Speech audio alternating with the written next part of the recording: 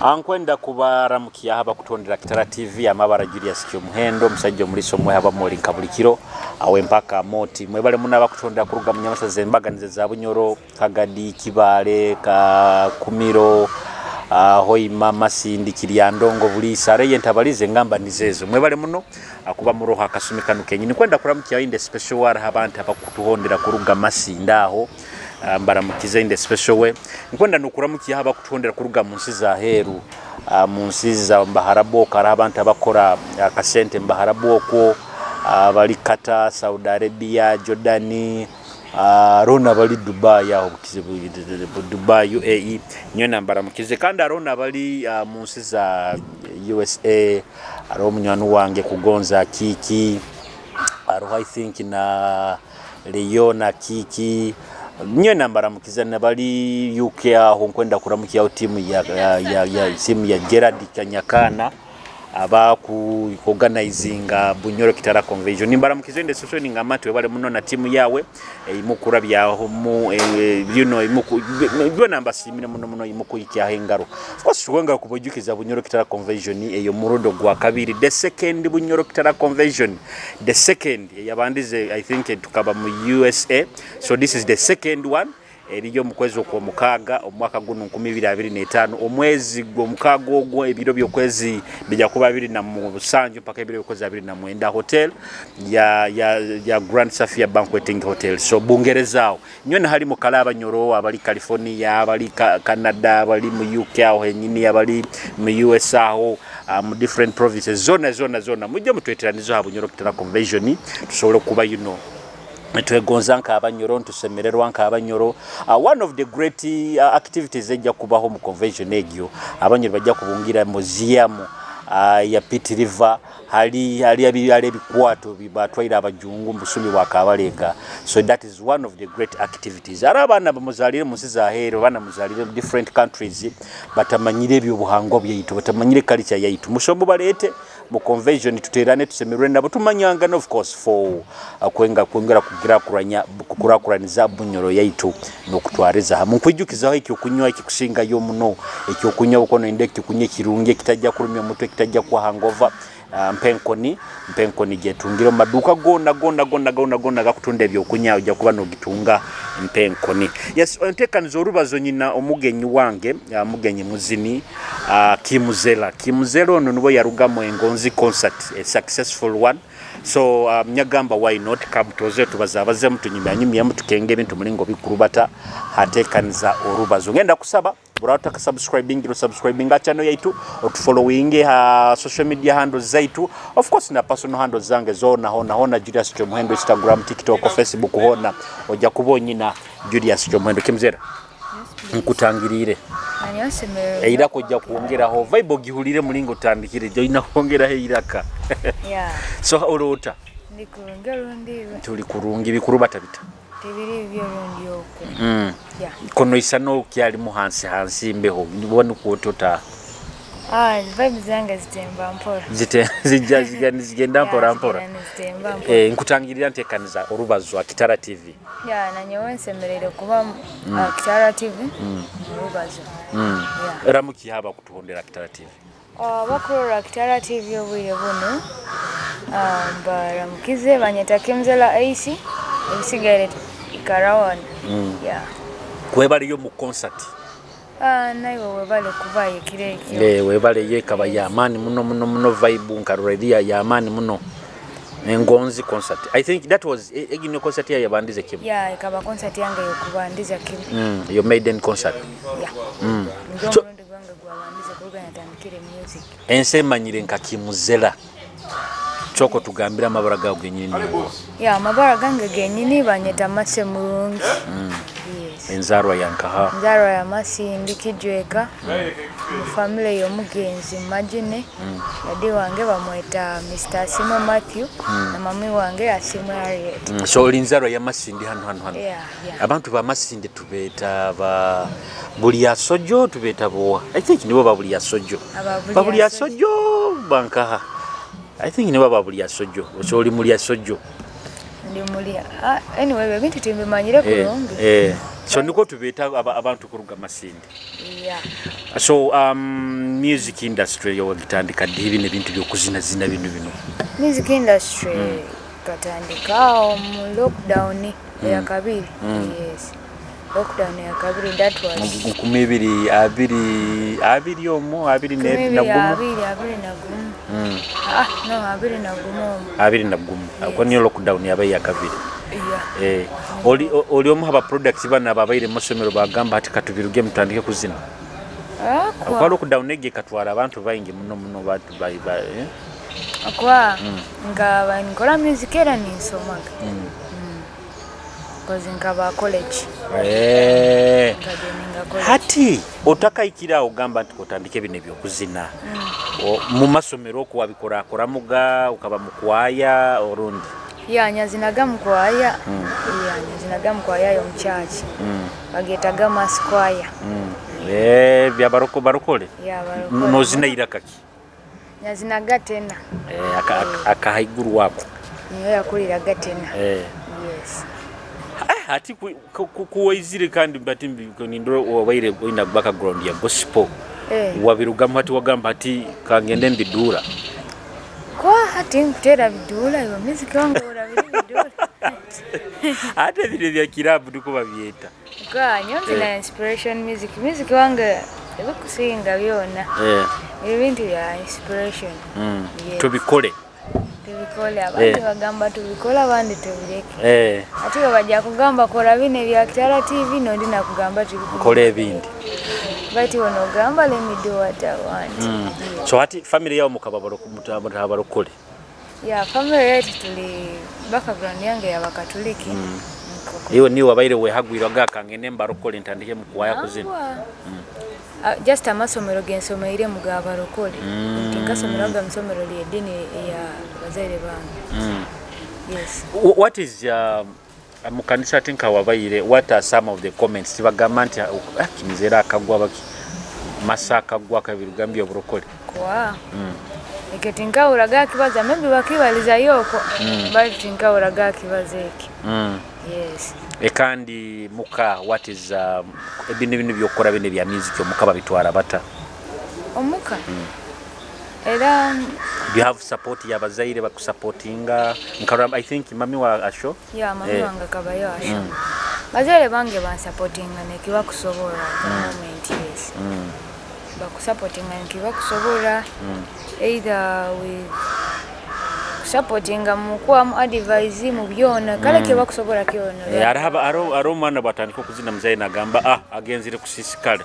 Era buli mwana byagenda gambi nibyo kuzina byo kuzana filimaga omwana onanka kasisikara ati na muno ngo mukazi. So iwo mwawe bazaire bawo bakitwara bata. Bwire buno cause anyways abazaire bona baukana. Yes, baita banga bazaire. Kubanze era bitabe byangu tubanikirizaga bintu ebyo like bya music. Baito anyuma bakagenda ni supporting ampora. Ni baroranti kitibi na mwa magezi. Yes, ni baroranti ngo. Ati kale kikira kutinisa abazaire abani bamanya ati okagenzero okogya kusisikara engeso zona ati barabazini ngeri bajwara sani bamanya ati like ni bamanya nayo ogenzero baitu barazere however much ankajeninga music baite engeso zange zikasigara ngonya kabaire otahinduire. Yeah, so ati tingunira baka kiamanyire ni batakurira ensonga bwaki bakuba ni bandimetinga. Hati bukutubo okatandika nekizina ki? Ngatandika nekizina kibakweta mwenda muta. Akizina ekyo kakihandikira ukaba wagati kanyahandikanye gise mu kuzina akizina ki restaurant ire nkikati how nanka ikaije itagamba ntati kangicho mugofe. Ekizina mwenda muta ekyo kubanza ndakatandikire ndakagendere kimu mu studio. In fact nkakiandika ndakagenzere mu studio. Niyo no kihandikire. Alo muzini bamweta Rags.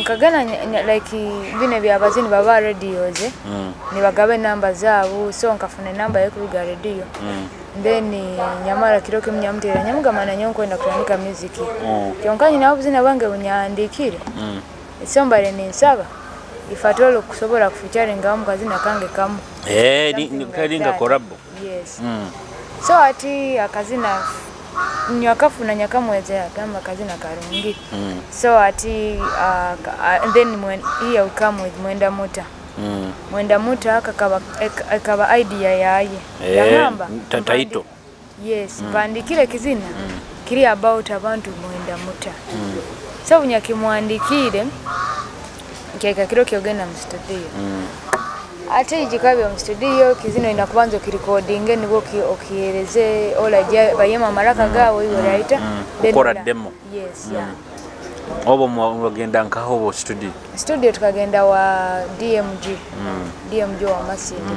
damage yes then unya recording ile kizina damage was so amazed yagamba baitu omwana na recording ile kunge kizina kino abwaki otaleka omwana na kazine kizina kino kuba nkurora kizini ile kurungi sana nikijana kusinga like the way you sing it yeah so what damage akaba kumanyire no it was my first time nugo babandize kuna meeting yes nugo babandize meeting ao then yambaliriza yera akampolereza muno ntwale kizina nkakumanyire arozere talent arozere nkozere ndio mulungi then later on ogo mzine rugby yamara yaikiriza ya ndekere kizine kiyo kyala kakimpa free wakaba kusaswire wakaba nomhojest akaba atanza swire ngaba ninyona mwandikira just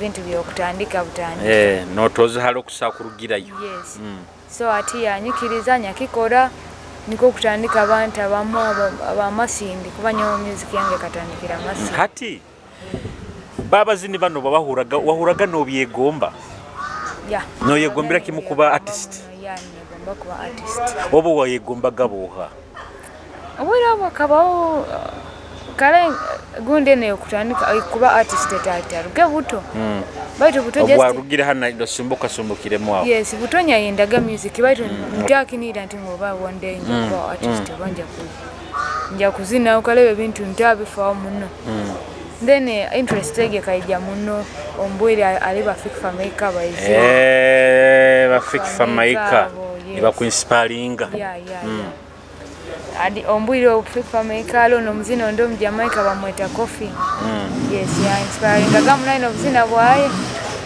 so na nyonka sanga hati kukaba mu church kutayegombera abo mu church akugomba abo mu church tikuligama ndingo tegomba abo mu church abo mu church na watu like tubenda bale Vixen baitu kale nyonso yange kaba music nyabuzange ndakura kurura nshingu penetrating iro rugire nayo fokere muzini but nitakafire yo aki bangia kuzina gospel bangia kuzina ki hata kizina ekyo Mwenda Muta nti niko bantu kiwa kita ikyo kikaba wakikozere mu damage yaturuka hata ama radio kikaru bantu bakakimanya bata obukiaturukire like tuakiturukize kizina ekyo kozi ntakituruke nyenka ogogaya kanyamba turuke kizina arahana nkono rugs yes tuakiturukize bitabo bangu bino byo kubanza premiering aki just ali in want sharing ira iwolo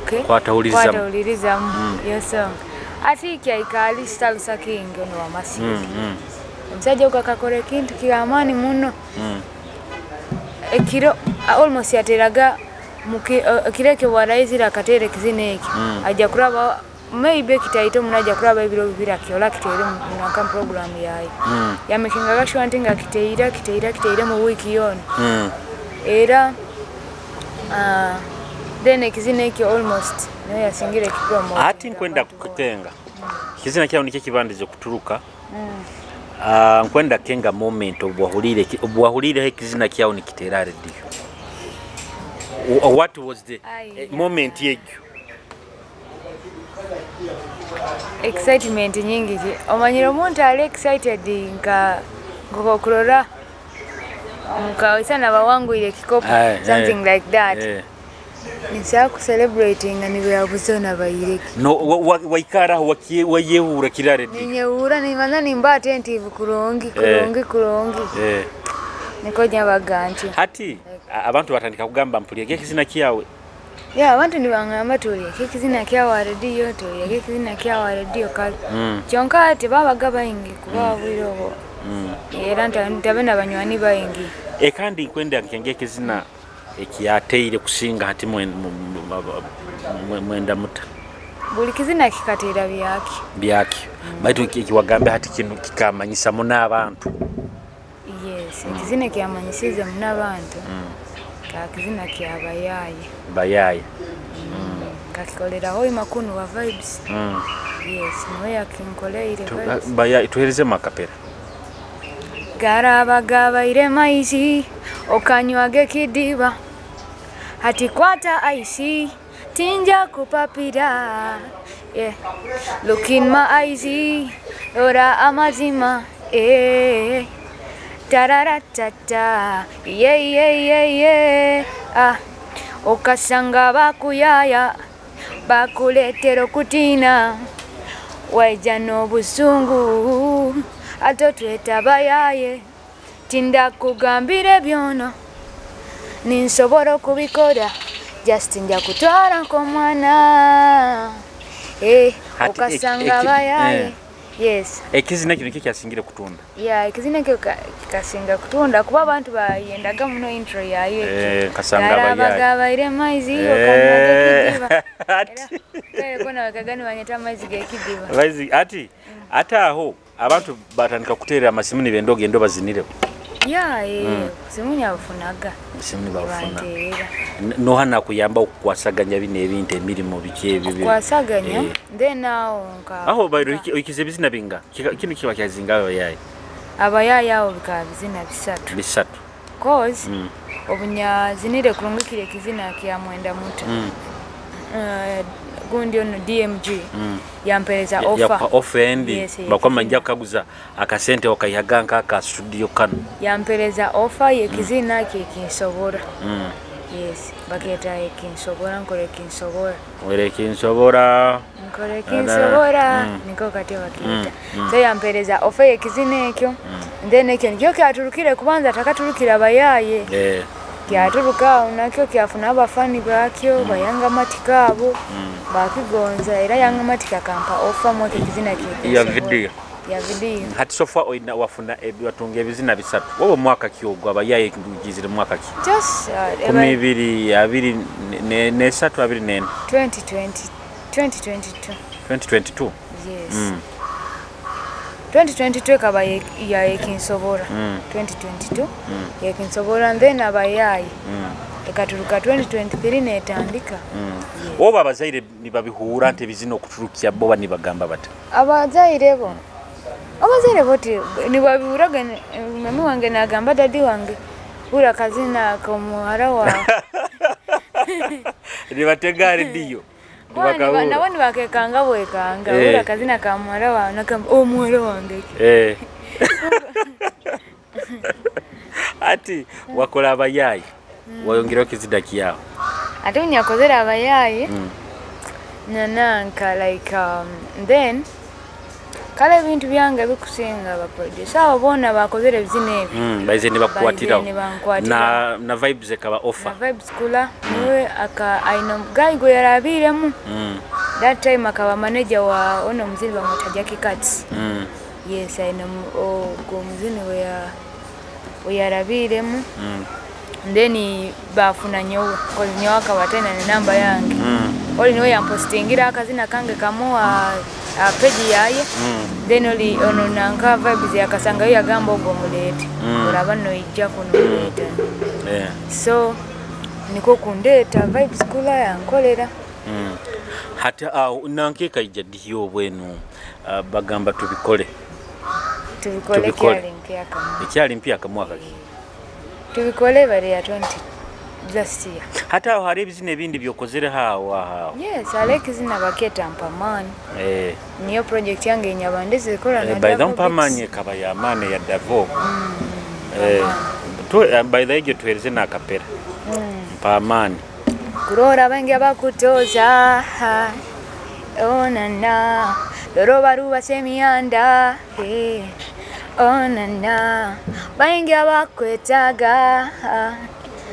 Akwetaga oba kisokira nizoba nyamba manye where I can get you now mugenzi wange yegwe munange otamara mwamani give me the vibe di wamani mbenka bandi yangira wish my shit come around otamara mwamani give me the vibe Diwamani. After Bayaye, waija Mpamani, was it one of your biggest songs? Yes, after Bayaye, ati like Sigikira Antinga Bayaye was some song which had many fans. Kale ya nfunira ba fans bayenga ba kwenda muziki ya. And then ati ya Mpamani kaija bagirinzire. Itabayo pushinga muno baki. Yes. Obo banu bana nkano bahayo ga kasente ba presenter obani bakitwara for the love of the music. Bazi magenyini nyaba presenter. Ba nkolere for the love. Yes. Bakozera bo kugonza.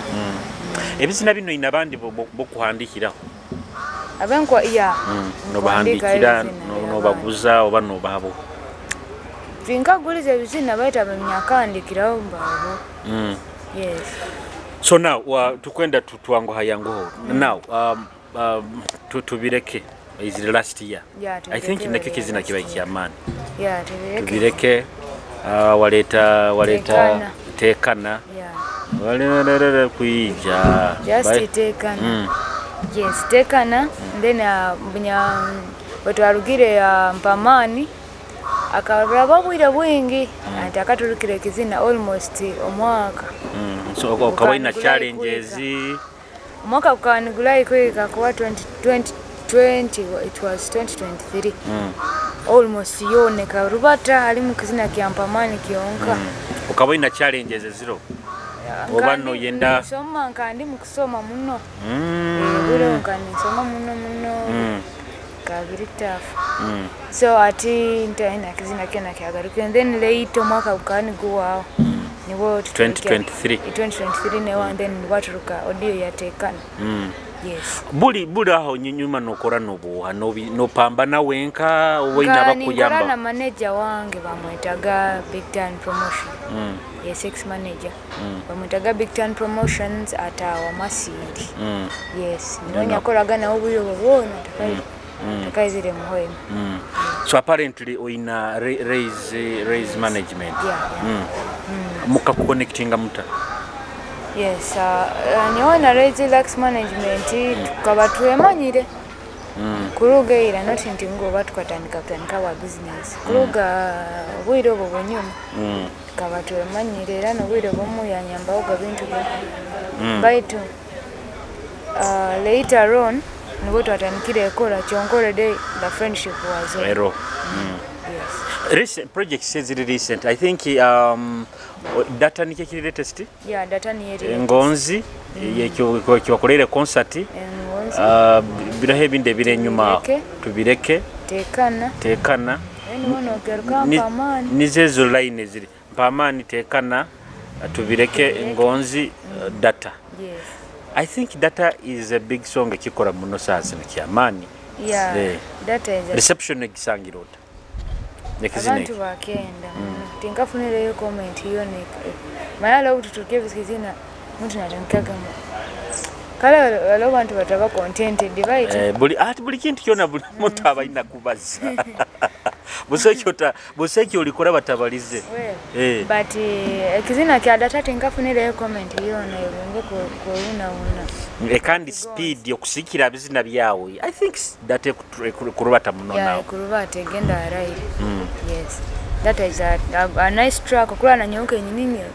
Ndara ninkiulitis. So niyo best song yao mu bizina byao. Best song kala nyo amazi magenyi nitimba amanyire tingu nikyo kine kizina kyange kikusinga tugeze bo bano tuharo ekizina kiyo esunga kuba no performing or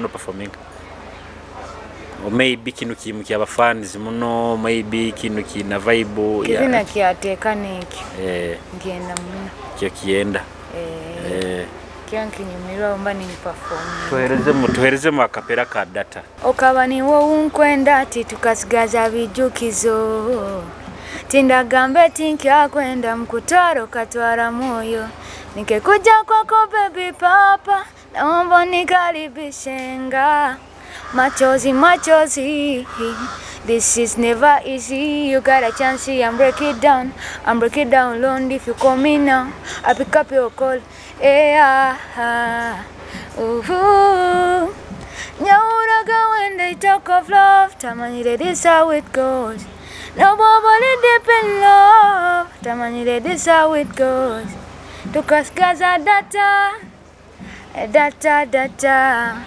kwijuka mudata tukasigaza data hati data inspiration yebizina bya ogiyanka inspiration yebizina byange ziba true stories ba creativity just inspiration ogiyanka ebizina byange byona bikusinga bira true stories either ombomezi bango batera ombomezi bwange era obogihulira hala abantu ziba true stories kale binte bituraba mu bulikiro nibyo binkira kugenderaho ni composing yes that is true story araba yasigaize data la yasigaize data by the way true story la yasigaize data yego so ono Davo data kanda kasigaza data yekizina yaki wena kasigaza data Davo bagambire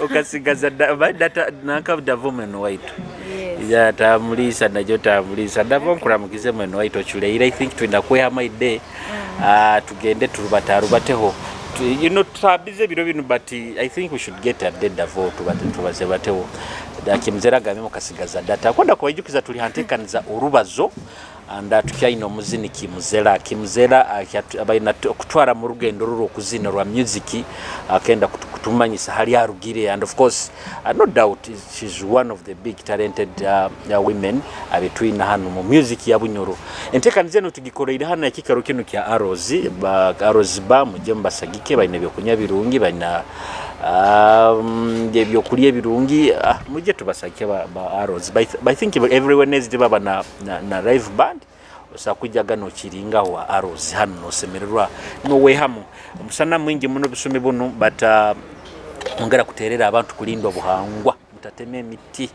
mutateme emiti mukendeze kuteme emiti habwa sente kubyare bikajyo kuhingura ine kubatemise emiti okurant these days it is too hot global warming eri nyingi muno so tukendeze ebintu bukutema omuti gumu byare 5 so that obuhangwa tusobole kubantu bulinda so kimuzela data ni yero sazen data akwendo by the way tukagenzire maiso tugambire ngonzi concert ekabeta experience ekabeta having your show yawe abandirize kim experience engonzi zange concert ikaba concert yange yokubanzera by the way kende plan kibaza baitu kusigikira abantu bakoleke okugonza yes kuruga kutandika ogirangira mpaka na kiroki ya ekiri abantu bayolekya gangonzi nyingi yes seke yote nkutoma tinkola ki abantu bakasa omayebo bano organizing show bano abantu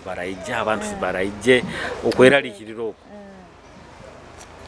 ewa mukabita baitu fine ebyo byoti sobora kubura Nikaraga no kutekereza mno doubt ngamwe wewe ugenda kuwa bigia kuwa vita mami wawe yayizira shegyo yarura abantu babayizira akagamba ata mami wanga akasemererwa mno yes kasemerera yakaraga nansabira bayira we nasiba no kusiba naga mwana wanga tere sabira bunyamugambire nyina yesho kandi nawe nakoba yakaraga nansabira nasibira that's it But do you have already challenges zosangire music miaka oli mwene 5 challenges Yeah, challenges zo zirimu.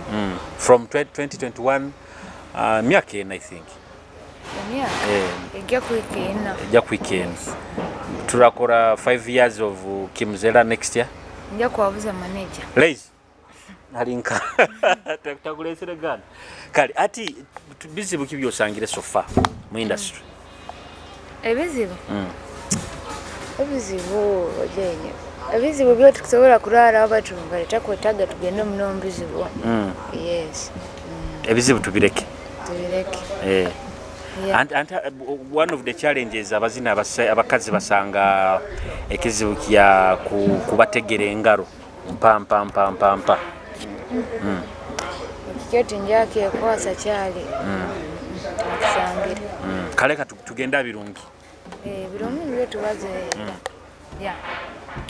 So myaka ena. Music ogitungire muki.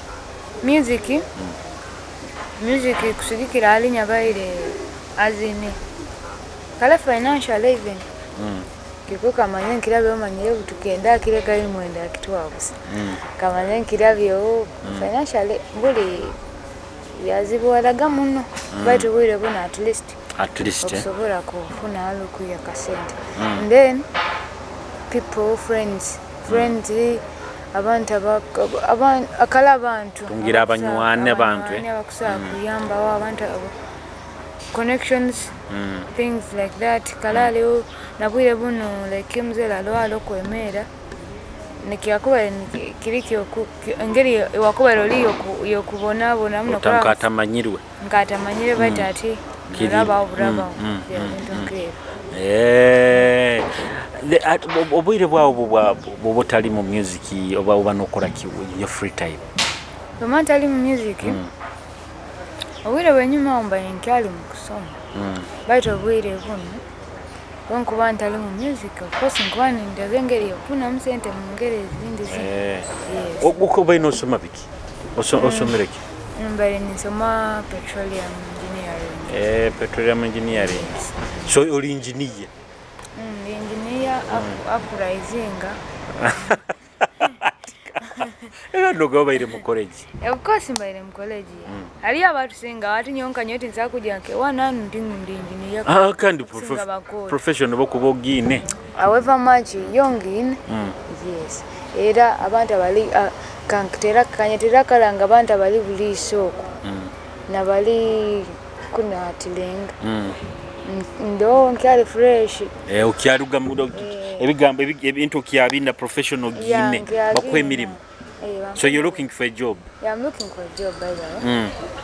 Yes. Petroleum engineering. Emirimo eroho nyingi bajja kuha emirimo abantu bangi abakuru entekani zeno ba Jonadi boha bajja kuha emirimo. So ugambire bobwa otali mu music ero bali wanotekeza mulingo ratuke kizine kindi. Yeah, mbani tekeleza mulingo ndatuke maybe ne kizine kindi. Then however much kola business bao tito. Bugigezi bonde. How have you found working with Raise Hilux management? Baire miaka maka goma ibiri. Tumazira maka goire then tutandikire go. Osangira ota kukora nabo. We are doing fine. Nkanza kugambe tukora kurungi. Yes. So challenge yon. Tukora kurungi. Who is your celebrity crush? Celebrity crush? As in not. Omwina ora muzino musajja we gomba. Gwenye gomba? Basajja babandi. No, by the way, crushing on someone doesn't necessarily mean nti okumwendo bokumwegwani bakira bati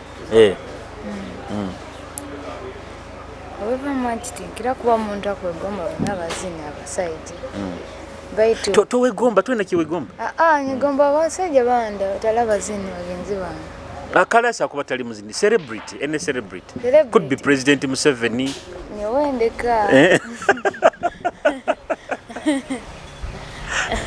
kandi muzini kyako inspiring abazina ba inspiring bayingi munna abazina bakusenga kubanya we nti abantu aba inspiring bikira kuntali baneza kozi buli muzina kira kuba abazina betufunaawo ebituwegombawo olwonoga mwegombawo kino yes mwegombawo kino bati nolemwa kufuna olwo omuntu ayikirire wena wenyine byona abine yes ekyo kikirako otugage oyendaga kuba nka bafikifa maika obwire obwo yafikifa maika mwenda muno kyali yes nabwire buno ntafani wayakusika kuba eno style ya music yokola niyo betapata style ya music music when nkora inspiration mostly niwe nkira kubesingira ati kakuba omuntu aba naenda nkukusemeza nagamba I want to make muzera happy bintu kye bikusemeza no nina muno kumpe ebisembu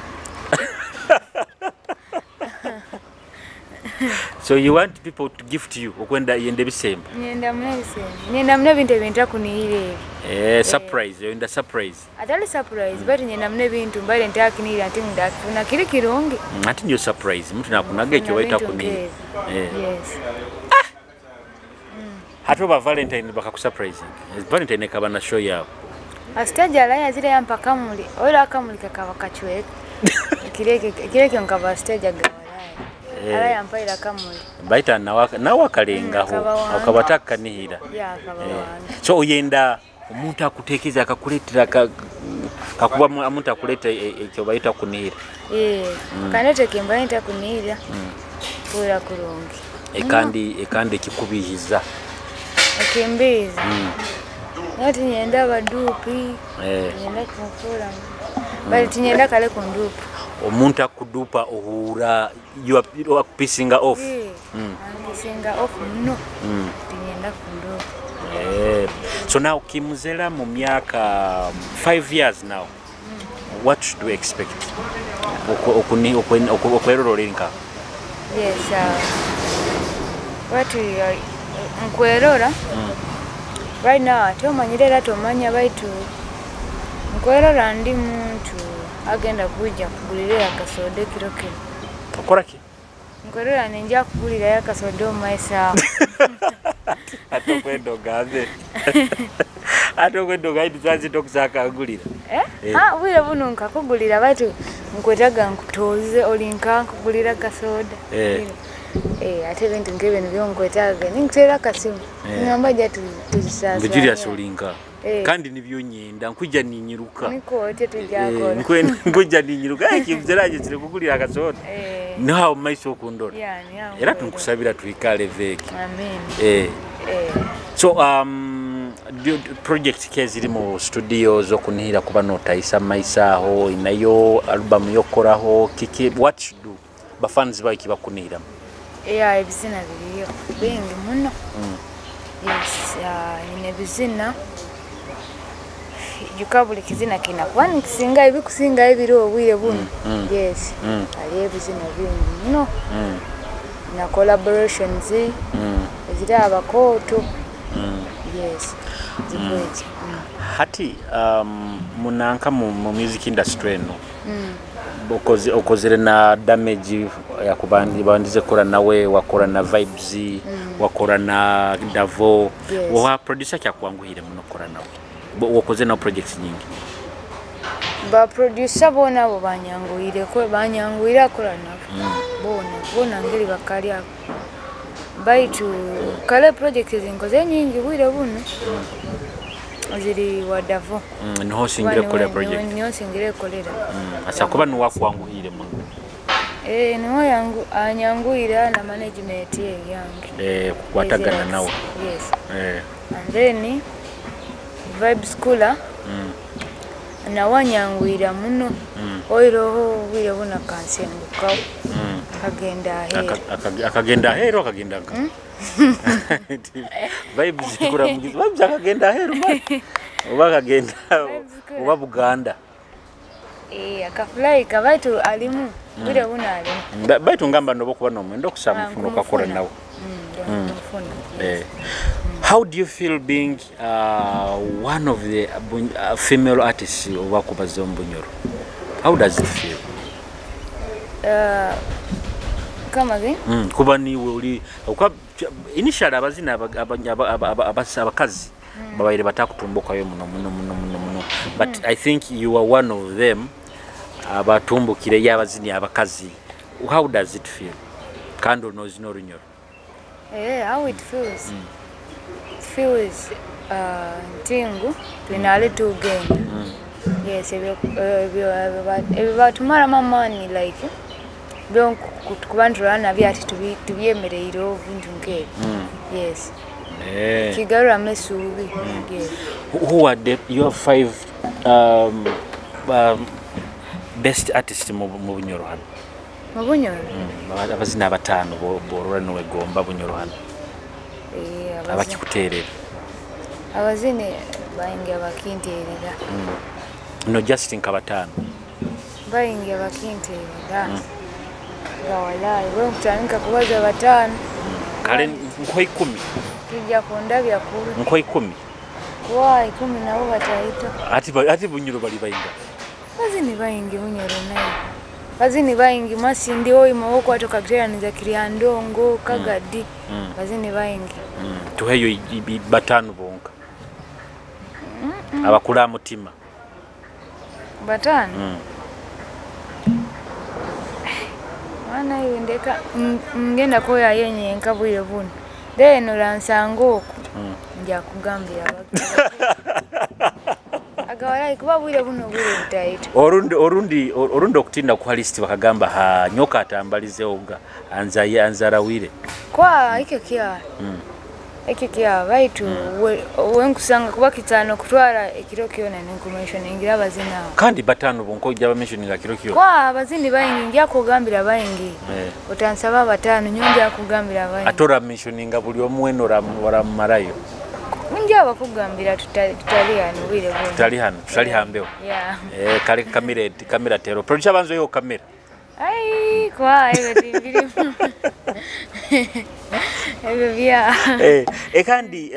Ekandi abazina abakazi bokwehura no gamba ona I can challenge this person bamumpaireke. Kwehura?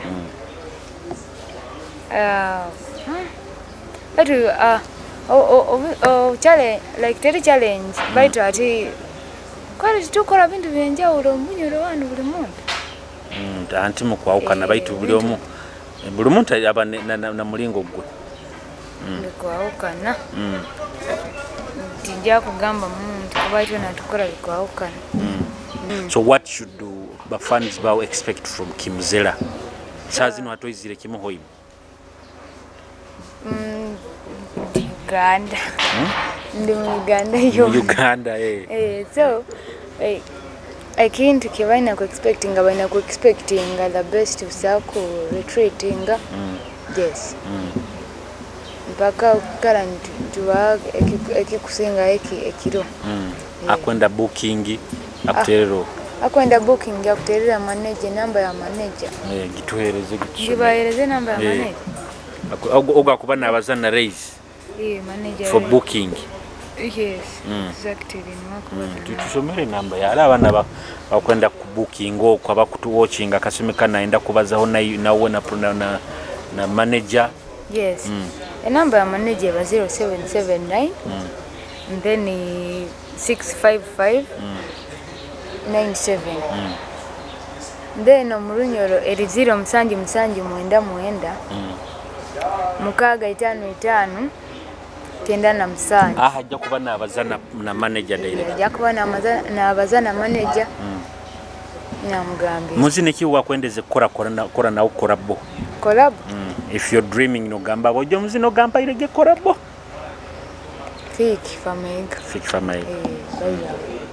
Nenda collab na fake famega.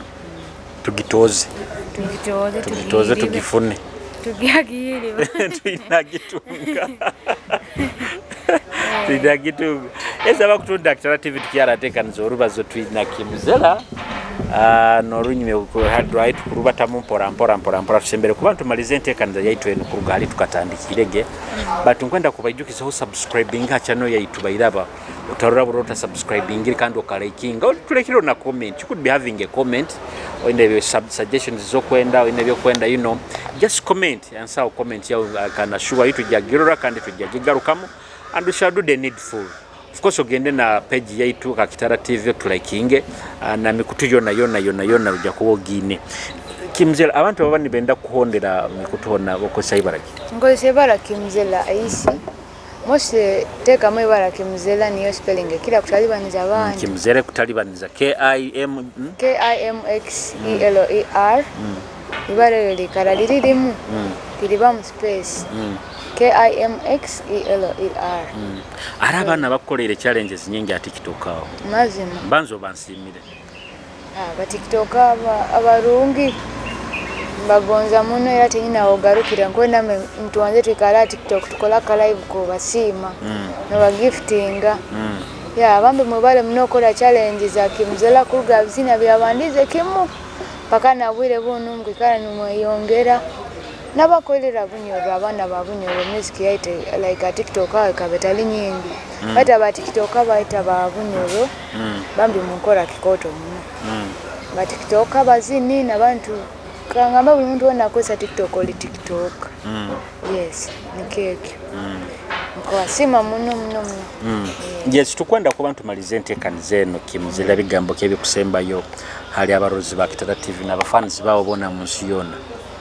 abarozi ba Kitara TV first of all nkwenda kubashima okugonza kumukoleka Kimzela na music ya bunyoro yona atlaja abazini baitu itwena then na management yange Relax management Kitara TV nkusima muno bwengonzize mukolekya eka tugenderawo nengonzini zeyongera bweyongera nacho tujja kuruga yonka abala abatwegomba bageni nyendo tugambe challenges eziri music ya bunyoro baitu ezo zangirege challenges ziroho zangirege bagabo abukwa no gamanti kwenda tubenka bali abanda bakutusinga okimanyi arebi kyatusika hansi ebikyatusika hansi just ekintu kitukwetaga bwire buno leka tukole bintu ebirungi twendezangane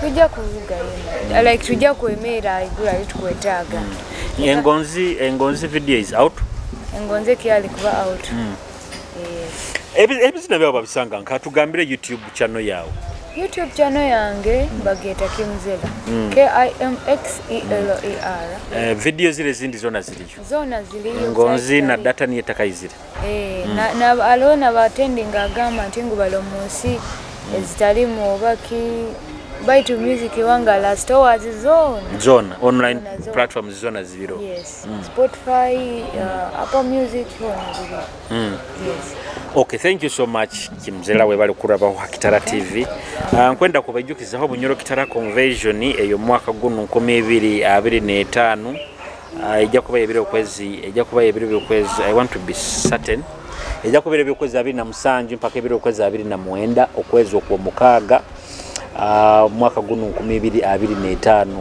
aho ha Grand Safia Banqueting Hotel so abanyuro hona hali mukali muje twitiraitane muje tusemererwe hamu bihagiro bantu baingi Armstrong kama babunyoro Kitara HB Hotel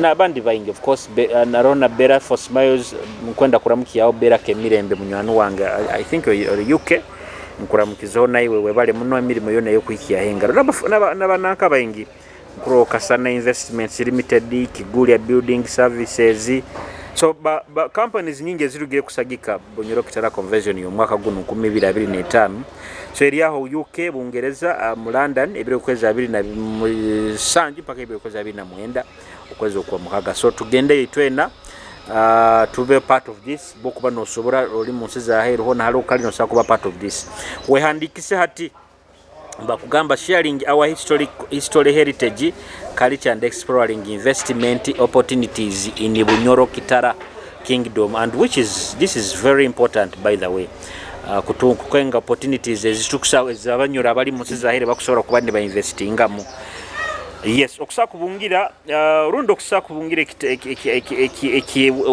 website yabo rundi osobola kuba no sasura dola zawe I think ziri dola 10 pounds 10 na pounds 50 bokuba oli mwana muto emyaka 17 nogaruka hansi obono agenda osasula metro account iba kweta metro oba account ya Armstrong eri anana imwenda 26 nkaga kinana na 3 kinana na mukago jakuba obaina. Yes, etekaniza orubazo nuko tubaire amabara Julius Kyomuhendo mbaire na Kimuzera mpako yawo tawo pako yange baboki aboki baita boki kazibaza abantu bakuru bakoto muno so mbaire na Kimuzera aboki natunyimiza tutyo olugendo lwa music yakarugire hani omuzini Jene ainayo concert yayo mu kwa katano chali ngeri mwakozere ngonzi zange concert leka nene tujye flooding se Hoy Makoloping Gardens. Najja kuba Koloping Gardens. Okay, Kimuzera atujukizaho show ya Jene. I think nkwenda kukenga ondozirege na flyer yayi hano. Yeah, flyer. Okay. Flyer yayi hano. Birebe okwezi 10 okwo 10. Hoy Makoloping Gardens. Okwo 10. No, May. Kwa katana, sorry. Kale, leka tuitetane mtekanize zinda Kitara TV, Kitara Girls, nyenkia kya kasatu tuina tujalike Kitara Girls ekiererezi ntekaniza zona Kitara TV. Mubai.